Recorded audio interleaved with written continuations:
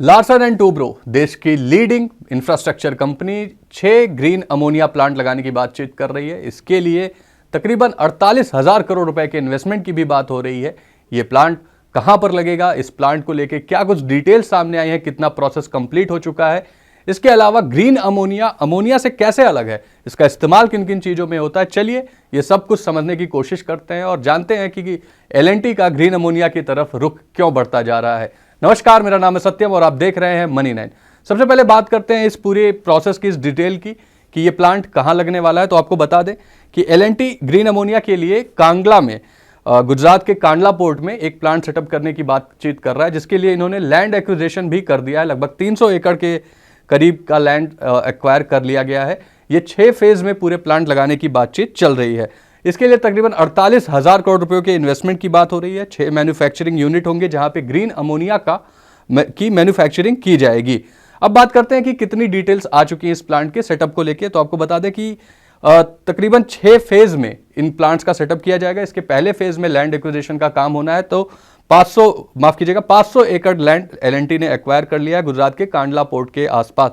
लगभग 300 kilo ton per annum की capacity के ये प्लांट्स होंगे। एक प्लांट की capacity 300 kilo ton per annum की होगी। तकरीबन 6 प्लांट लगाने की बातचीत L&T की तरफ से हो रही है और ये पूरा प्रोसेस लगभग 1 दशक लंबा, 10 सालों का लंबा कैपेक्स करने की प्लानिंग कर रही है ग्रीन अमोनिया के मैन्युफैक्चरिंग के लिए। यानी ये 1 दशक तक एक बड़ा L&T का विजन है। इसके लिए एक लंबे समय तक इसमें इन्वेस्टमेंट की बात हो रही है। अब समझते हैं कि अमोनिया और ग्रीन अमोनिया कैसे अलग है। उसको समझने के लिए सबसे पहले आपको यह समझना होगा कि अमोनिया का इस्तेमाल कहां होता है, अमोनिया क्यों जरूरी है। तो आपको बता दें कि फर्टिलाइजर, केमिकल्स, ये सब चीजों के निर्माण में अमोनिया की जरूरत होती है। एग्रीकल्चर के जो फर्टिलाइजर्स हैं या पेस्टिसाइड्स हैं, वहां पे ammonia as a chemical use किया जाता है। इसके अलावा गोला बारूद, दवाओं के, फार्मास्यूटिकल्स के निर्माण में भी अमोनिया का इस्तेमाल होता है। जहाजों के ईंधन, इसके लिए भी अमोनिया का इस्तेमाल होता है। इसके साथ ही टरबाइन, बॉयलर और इंजन में हीट और इलेक्ट्रिसिटी पैदा करने वाले जो इंजन्स होते हैं, उनमें भी अमोनिया का निर्माण होता है। बिजली के निर्माण में भी अमोनिया की ज़रूरत पड़ती है। तो ये तो रहे जहाँ पे अमोनिया का इस्तेमाल होता है। अमोनिया की ग्लोबल मार्केट में डिमांड भी काफ़ी ज़्यादा बनी हुई है। लेकिन अब चलिए समझने की कोशिश करते हैं कि अमोनिया और ग्रीन अमोनिया कैसे अलग है।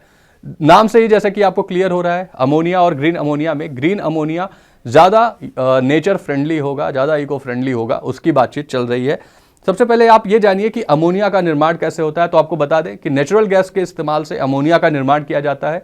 इस प्रोसेस के दौरान कार्बन डाइऑक्साइड, CO2 का इमिशन होता है और बड़ी मात्रा में कार्बन डाइऑक्साइड निकलती है, जो कि एक मेजर कंसर्न है, क्योंकि अमोनिया एज ए केमिकल बहुत इंपॉर्टेंट है इंडस्ट्रीज के लिए। लेकिन उसके साथ ही वो उनके सस्टेनेबल गोल को अचीव करने में एक बाधा भी है, क्योंकि कार्बन डाइऑक्साइड काफ़ी ज़्यादा एमिशन होता है। इसके लिए ग्रीन अमोनिया को वाटर इलेक्ट्रोलिसिस के जरिए तैयार किया जाएगा, यानी कि इस प्रोसेस में CO2 का एमिशन नहीं होगा। इसलिए ग्रीन अमोनिया काफ़ी महत्वपूर्ण है बाकी इंडस्ट्रीज के लिए और इसके एक्सपोर्ट की बातें चल रही हैं।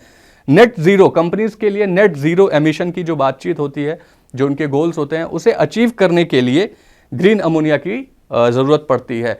अब चलिए जानते हैं कि डिमांड्स कैसी हैं। तो ग्रीन अमोनिया की मांग बहुत ज़्यादा बढ़ रही है। L&T ने इवन अभी से ही इसके लिए टेंडर फाइल करना शुरू कर दिया है। वैश्विक कंपनियां, ग्लोबल कंपनीज बड़ी मात्रा में ग्रीन अमोनिया की तरफ अपना रुख कर रही हैं, क्योंकि अमोनिया एज ए प्रोडक्ट की ज़रूरत काफ़ी ज़्यादा है और उसके लिए सस्टेनेबल अमोनिया के लिए ये ग्रीन अमोनिया का रुख कर रहे हैं।